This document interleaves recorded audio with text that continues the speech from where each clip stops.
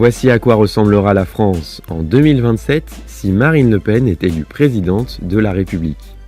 Dans le domaine de la défense et de la citoyenneté, un projet de loi sur l'immigration serait soumis dès octobre à un référendum. Et tous les 5 ans, une loi de programmation pour la sécurité serait votée. Tout mécanisme d'acquisition automatique de la nationalité française serait supprimé et celle-ci ne serait accessible seulement par filiation ou par mérite. Une école de formation des policiers municipaux verrait le jour et elle appliquerait la préférence nationale. Dans le domaine de l'éducation, il y aurait un centre éducatif fermé par département. La candidate aimerait responsabiliser les parents de jeunes mineurs délinquants par la suppression des allocations familiales et sociales prononcées par le juge. Dans le domaine de l'emploi, Marine Le Pen créerait un chèque formation pour les entreprises. Elle revaloriserait la rémunération des apprentis et instaurerait la retraite à 60 ans pour 40 annuités de cotisation. Dans le domaine de l'économie, d'abord, dans le budget de la candidate, 18 milliards d'euros sont prévus sur l'immigration, 15 milliards pour prendre des mesures de baisse de fiscalité des ménages financées par la lutte contre la fraude sociale. Les autoroutes seraient nationalisées pour permettre de baisser de 10 à 15% les prix des péages et 1,5 milliard d'euros devraient également revenir dans le budget de l'État pour permettre de financer une politique de réaménagement du territoire. En bref, dans les propositions de Marine Le Pen, le septennat renouvelable serait de retour, elle ferait un moratoire sur l'intégralité des chantiers d'éoliennes et engagerait de façon progressive leur démantèlement. Enfin, le train serait rendu gratuit pour les jeunes de moins de 25 ans, en dehors des heures de pointe.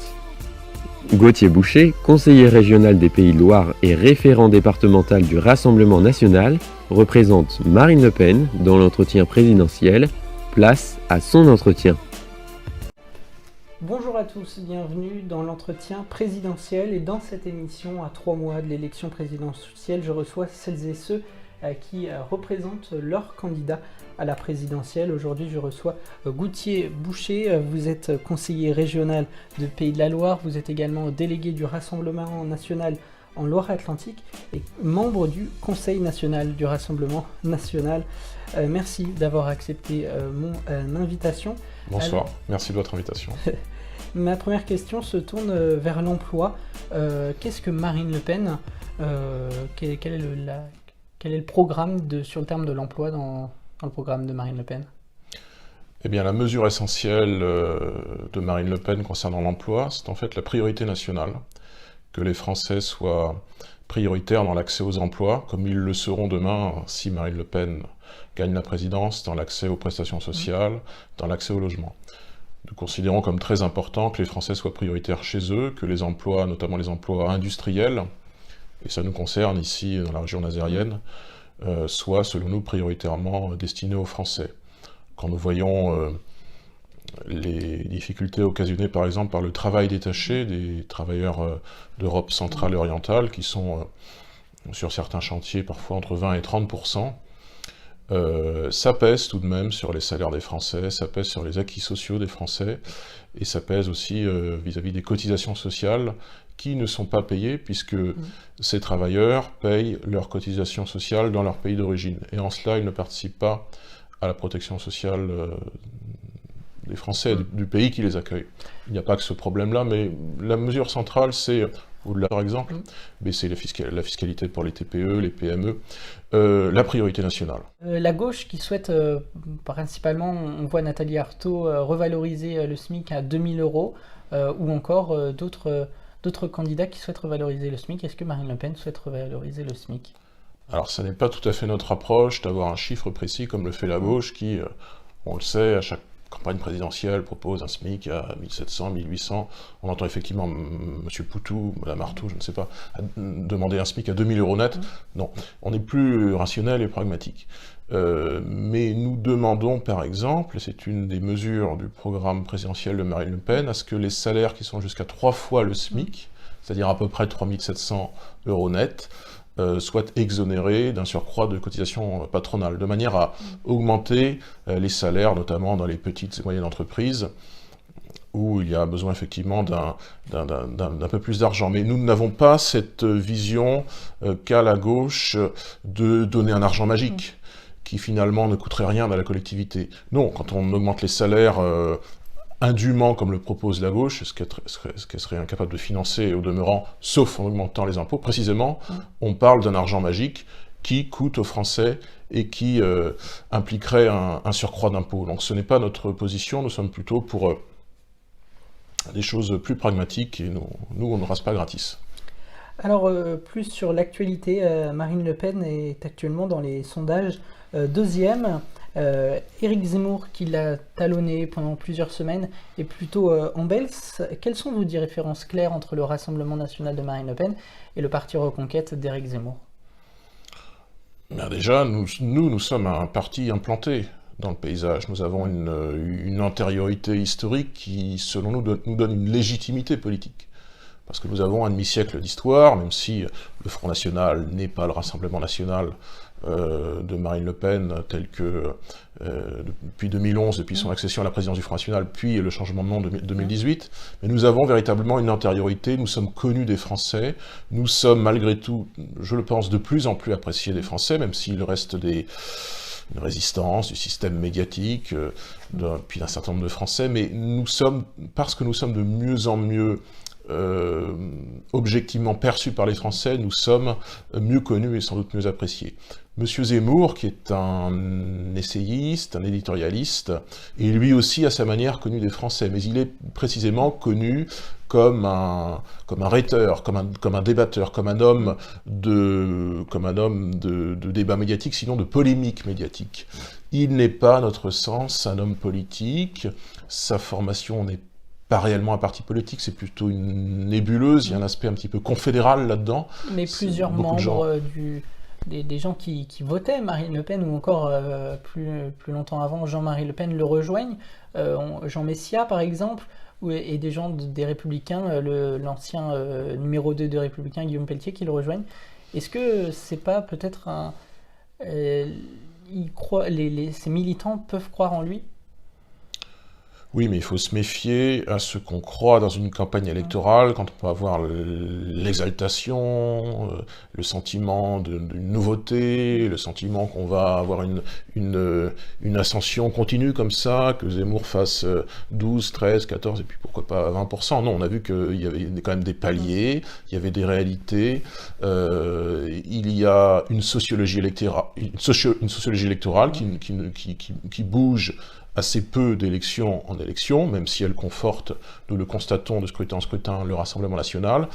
Zemmour est assez nouveau là-dedans, et ses soutiens qui peuvent venir pour certains du RN, mais je pense plutôt en réalité des Républicains et même de la droite hors les murs, très exactement. C'est assez disparate, c'est assez nébuleux pour l'ancien RPR.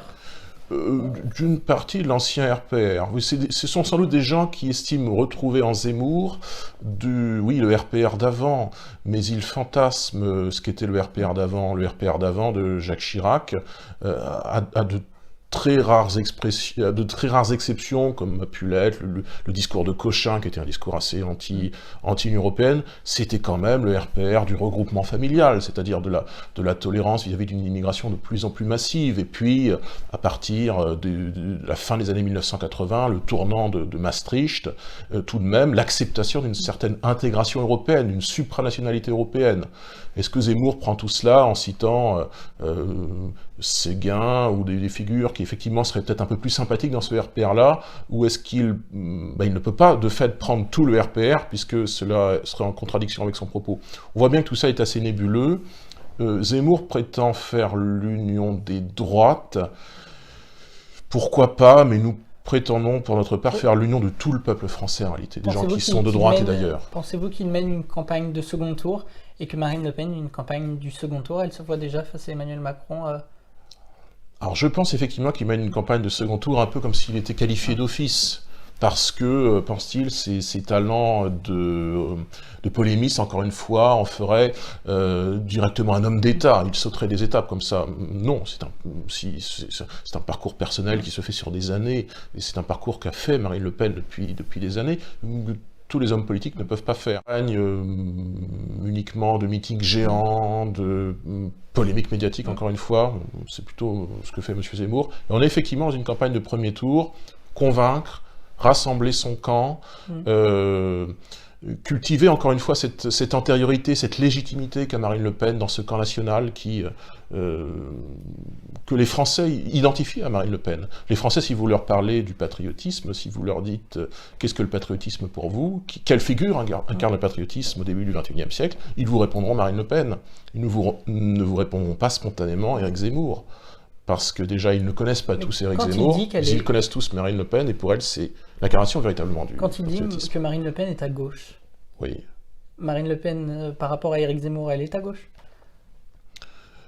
On ne se pose pas la question comme ça sur un axe droite-gauche, qui est quand même un axe du 19e siècle, qui a certes vécu au 20e siècle. L'Assemblée Voilà, c'est le positionnement fortuit de l'Assemblée.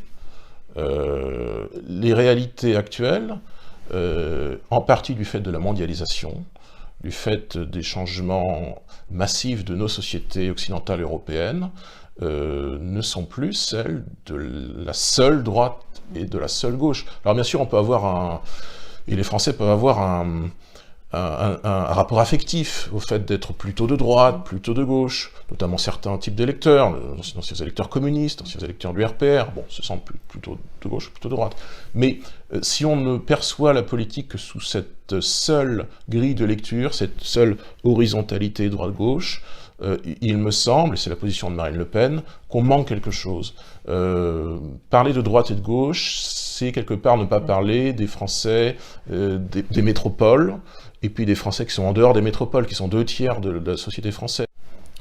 Revenons plus précisément au programme de Marine Le Pen. Est-ce que Marine Le Pen est la présidente des jeunes? Quel est le programme de Marine Le Pen sur l'éducation et sur les jeunes?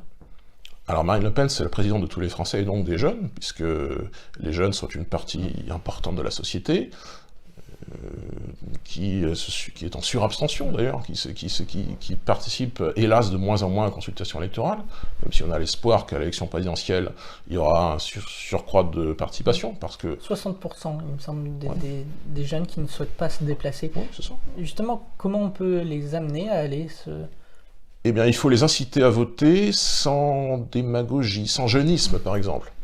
Les grandes formations politiques, comme peuvent l'être, comme le sont la République En Marche, comme l'était aussi le Parti Socialiste, ont toujours une vision un petit peu démagogique, un peu jeuniste de la manière dont on s'adresse aux jeunes. C'est un petit peu la tape sur l'épaule, et puis en échange, eh bien, tu votes pour nous. Non, nous on parle un langage plus clair aux jeunes. Nous leur disons par exemple que les jeunes de moins de 30 ans, si Marine Le Pen est élue, seront exonérés d'impôts. Ce qui est une manière de s'adresser encore une fois à leur intelligence. Et nous ne leur proposons pas, comme le font les candidats de gauche, avec plus ou moins de surenchère. Tout à l'heure on parlait de la surenchère du SMIC, on pourrait aussi parler de la surenchère du revenu de base, des propositions de sorte de revenu universel à vie. Non, on ne dit pas ça. Quand je vois M. Mélenchon qui, je crois, propose, je me demande si j'ai bien compris, 1030 euros de revenus.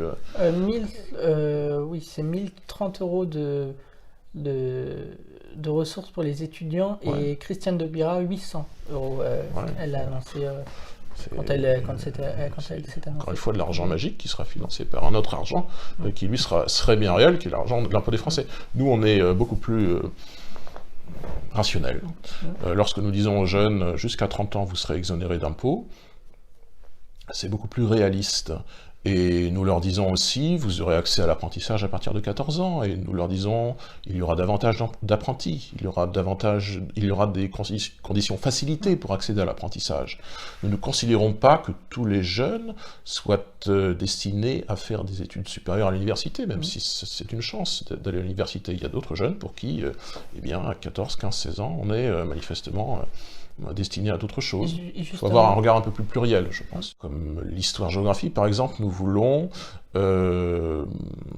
repenser les programmes au sens large, mais dans une matière comme l'histoire, nous voulons non plus une histoire essentiellement thématique, où on saute d'un thème à l'autre, avec d'ailleurs beaucoup d'histoires extranationales.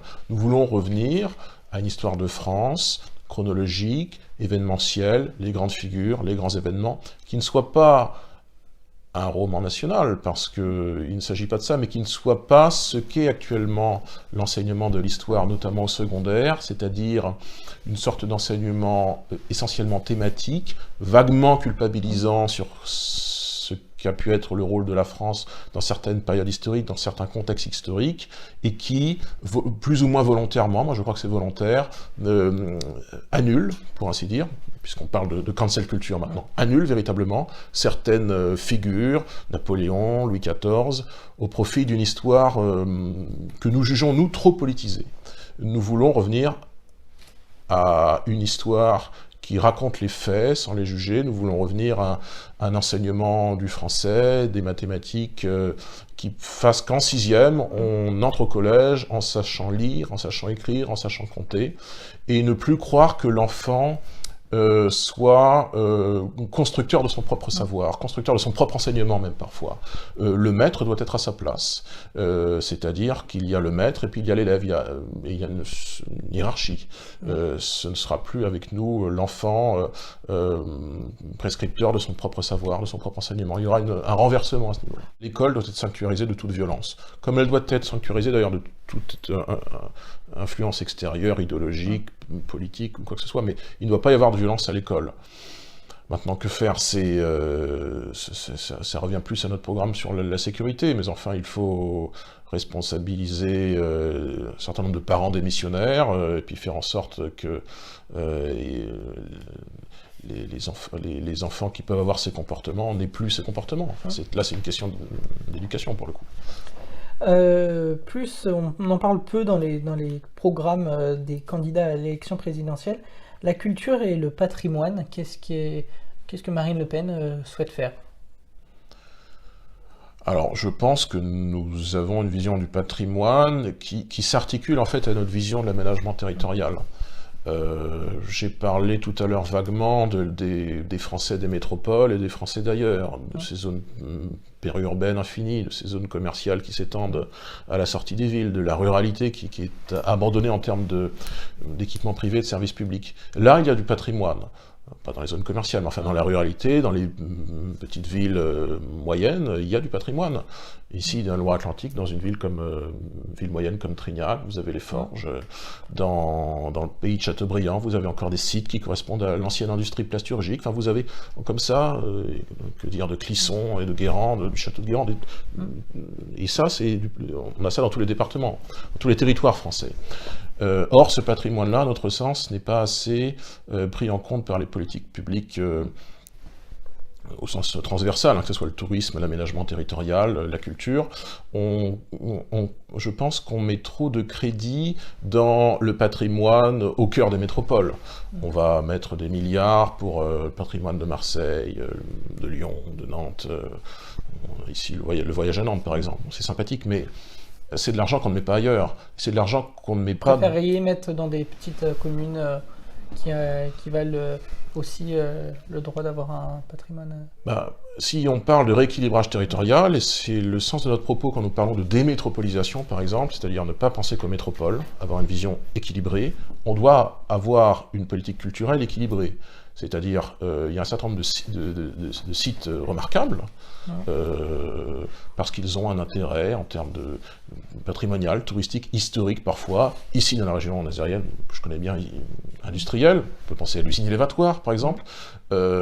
Si on ne met pas de l'argent dans ces sites-là, non seulement on court le risque qu'ils se détériorent, ce sera peut-être le prétexte demain à la démolition. On court aussi un autre risque, c'est qu'il y ait des entreprises privées qui, valorisent ce patrimoine et ne le valorisent pas dans un sens qui corresponde à un intérêt. On parle de rééquilibrage territorial, il faut aussi parler de rééquilibrage en termes de patrimonial, qu'il y ait de l'investissement dans le patrimoine, et dans le patrimoine remarquable, y compris dans les villes petites et moyennes, parce que le patrimoine, il est en partie là. Il n'est pas que dans les grandes métropoles. Il y aurait beaucoup de choses à faire à ce niveau-là. Enfin, ce n'est pas la seule mesure. C'est plus une vision, si vous voulez, une philosophie. Marine Le Pen a été présente fin décembre en Outre-mer, en Martinique plus précisément. Est-ce qu'aujourd'hui, la France, les Outre-mer sont oubliés de la métropole? Et qu'est-ce que Marine Le Pen souhaite faire pour les Outre-mer? Alors c'est notre position, effectivement, que les Outre-mer, hélas, sont oubliés. Et je crois que c'est une réalité. Parce qu'on a la France métropolitaine, et puis on a, comme le dit la Commission européenne, par exemple, ce qu'on appelle les régions ultra-périphériques. Nous disons non, c'est pas parce qu'il y a une distance physique, effectivement, ces milliers de kilomètres qui peuvent séparer ces territoires ultramarins de la métropole, qu'il ne faut pas les avoir ni dans nos cœurs, ni dans nos politiques publiques, notamment nos politiques publiques d'aménagement territorial, pour revenir sur ce sujet. Eh bien, il faut prioriser,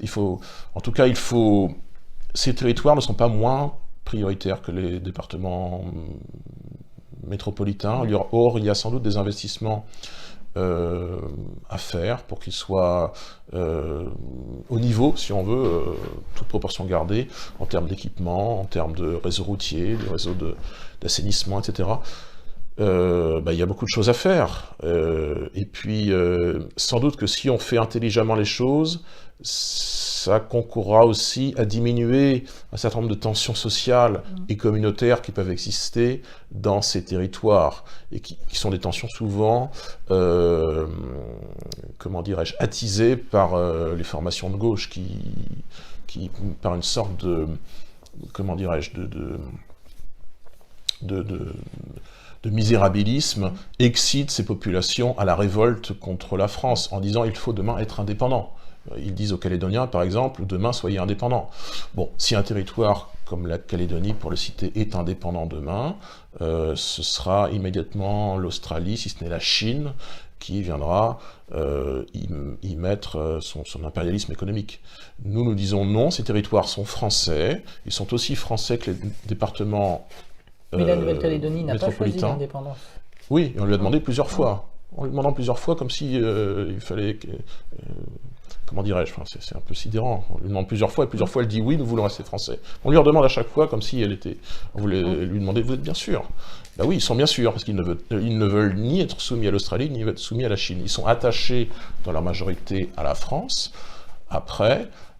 il ne faut pas être naïf, la distance physique entre ces territoires et la métropole fait qu'il faut effectivement un certain nombre d'investissements que nous ne ferions peut-être pas vis-à-vis de départements métropolitains, y compris de départements un peu plus pauvres, un peu plus ruraux.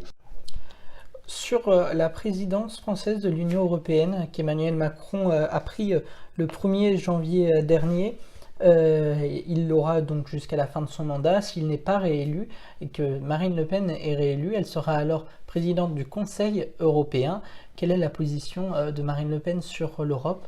Est-ce qu'il y a 5 ans, Marine Le Pen souhaitait mettre en place un référendum pour la sortie de l'Union européenne de la France? Est-ce que c'est toujours le cas?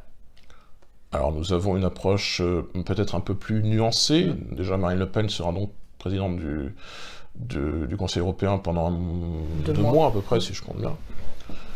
Ce sera plus symbolique qu'autre chose, mais ça ne nous empêche pas d'avoir une politique européenne qui est essentiellement, à notre sens, celle d'une Europe de coopération interétatique voulue entre des États qui sont de niveau de développement socio-économique, de population à peu près équivalente. Je ne vais pas dire revenir à l'Europe des 6 de 1957, mais c'est en partie.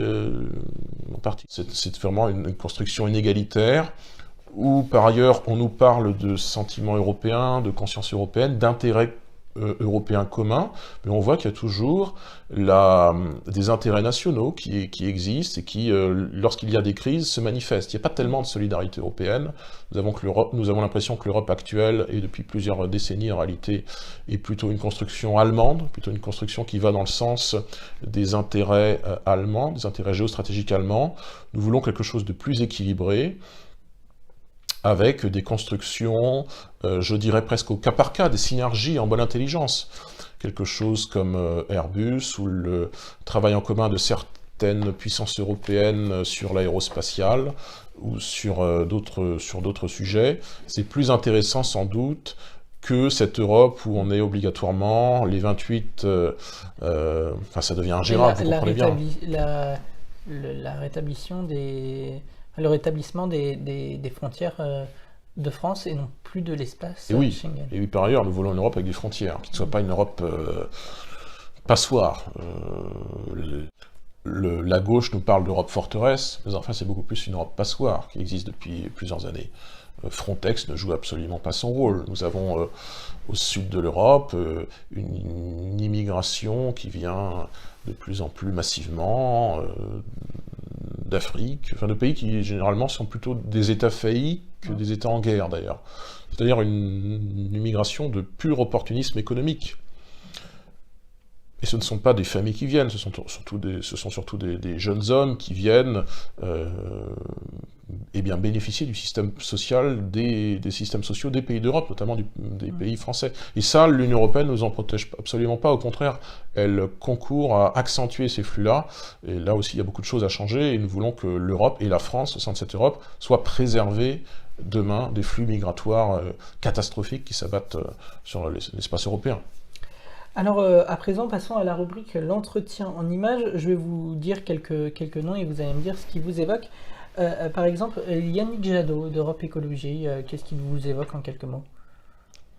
Yannick Jadot, que j'ai rencontré une fois, en mai 2014, lors d'un débat pour les élections européennes, un débat télévisé, m'avait apparu à l'époque, il m'apparaît toujours quelqu'un d'assez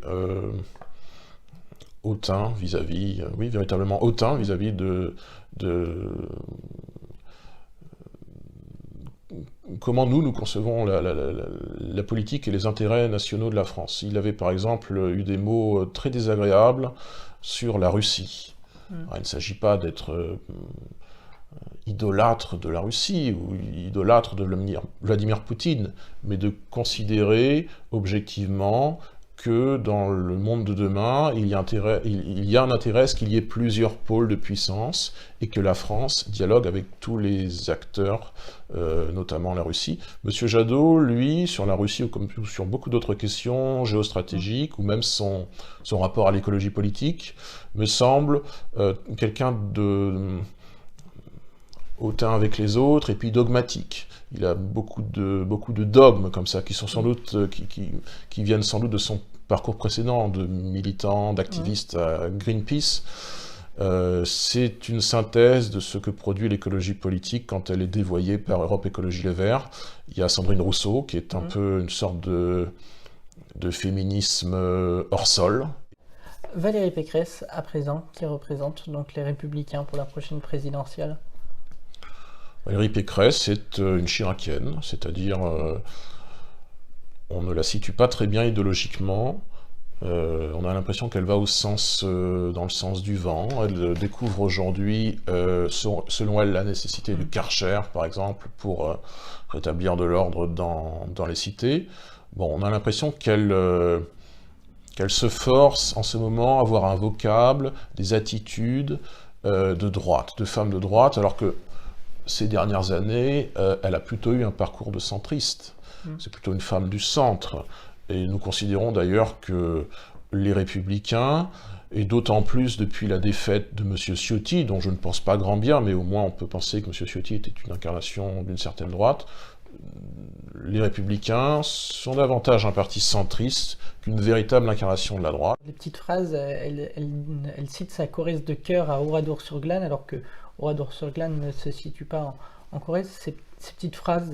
Presque psychanalytique, moi je ne connaissais pas cette anecdote-là, mais elle essaie de se rattacher à la Corrèze dont on sait qu'elle est l'incarnation de la Chiraquie, du chiraquisme, parce que ça a été le fief électoral de Jacques Chirac pendant 30 ans.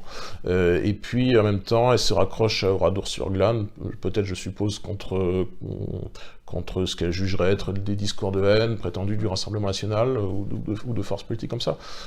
C'est typique de... C'est un acte manqué dont nous sommes coutumiers avec Valérie Pécresse qui essaie comme ça ponctuellement des petites choses. Vous avez vu sans doute cette vidéo qu'elle a fait il y a quelques jours. Qui a été supprimée d'ailleurs. Qui a été supprimée, oui. En fait, oui, c'est ce qui fait un mauvais buzz pour le coup. Où on avait l'impression qu'elle allait dans un département rural et agricole, un petit peu comme on allait au safari à la rencontre des Français. Non, on ne fait pas ça. Enfin, si on prétend diriger les Français, représenter les Français, les aimer, on ne va pas faire de ce type de vidéo, ce type de discours, on est naturel. On a l'impression que Madame Pécresse est dans une forme de superficialité qui certainement ne lui rend pas service, alors que Marine Le Pen, elle, c'est la sincérité, c'est le contact direct avec les Français, c'est la parole directe. des Français qui sont parfois un peu francs, un peu rudes avec elle, mais ça y va, il y a un dialogue dans les deux sens. Quand Marine Le Pen rencontre les marins-pêcheurs à Erquy, il y a de la discussion, c'est pas préfabriqué, c'est vraiment sincère. On n'a pas cette sincérité-là avec Madame Pécresse. Anne Hidalgo, enfin, qu'est-ce qu'elle vous évoque Je dirais qu'elle m'évoque un peu la même chose que Madame Pécresse, mais à gauche. Voilà, si Madame Pécresse est plutôt le centre-droit, Madame Hidalgo serait plutôt le centre-gauche. J'observe d'ailleurs qu'une sorte de...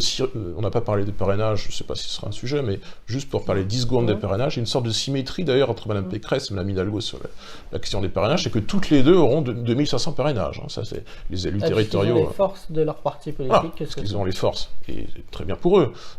Mais ils considèrent aussi qu'il y a aussi des discours, une petite musique, lorsqu'on leur demande est-ce que vous trouvez normal que des candidats X ou Y, dont Marine Le Pen, aient des difficultés pour avoir leur parrainage, ils disent mais sinon pas leur parrainage, c'est qu'ils ne sont pas légitimes, ils ne représentent rien ou pas assez, donc c'est normal qu'ils n'aient pas leur parrainage. Ah non, c'est pas normal que Madame Hidalgo, qui va faire 3%, ait ses 2500 parrainages, quand Marine Le Pen, qui va en faire 20 au premier tour et 50 au deuxième, nous espérons, nous pensons, ait des difficultés à quelques dizaines près, encore, ça va se faire pour avoir ses parrainages. Ça traduit le fait que le Parti Socialiste, que ne dirige pas Madame Hidalgo, pour rappel, parce que c'est Monsieur Faure, c'est un peu compliqué chez les socialistes, le Parti Socialiste est un parti d'élus, essentiellement. Alors c'est facile pour eux d'avoir les parrainages, ils appuient sur un bouton, mais en étant un parti d'élus, sont-ils encore un parti de militants? Sont-ils encore un parti au contact des réalités sociales, au contact des Français? Non, ça m'intéresse pas. Et enfin, ma dernière question que je pose à tous mes invités, est-ce que Marine Le Pen et le Rassemblement National sont prêts à diriger le pays durant les 5 prochaines années? Oui, nous sommes prêts, et nous sommes certainement mieux préparés que par le passé, parce que nous mûrissons aussi nos échecs quand il y en a, il ne faut pas les nier. Nous sommes prêts, non seulement par nos propres forces, parce que nous avons travaillé notre programme, nous avons solidifié nos équipes, nous nous sommes implantés territorialement aussi avec un certain nombre d'élus municipaux, régionaux, et puis un certain nombre de ralliements qui viennent de la droite, mais qui viennent aussi d'ailleurs, et sans radicalité outrancière, simplement en parlant aux Français, un langage de franchise, viendra demain changer un certain nombre de choses, et un grand nombre de choses en réalité. Notre politique migratoire, par exemple, de réduire les flux migratoires de 90%, de retrouver nos frontières, de retrouver aussi nos frontières économiques, de retrouver notre industrie, de réindustrialiser notre agriculture, de réaménager nos territoires, de retrouver une école, des services publics, une justice digne de ce nom, et un certain nombre d'autres chantiers. Ce sera vraiment des choses importantes. Ce ne sera pas des mesurettes qui seraient faites pour des impératifs de com au jour le jour. Ce sera une vision de long terme, et ce sera le projet que nous mettrons en place avec Marine Le Pen dès mai prochain. Merci beaucoup Gauthier Boucher d'avoir accepté mon invitation pour cet entretien présidentiel. Merci à vous de nous avoir suivis. Rendez-vous sur notre site internet ar1info.fr pour plus d'informations. Merci Gauthier Boucher. Je vous en prie.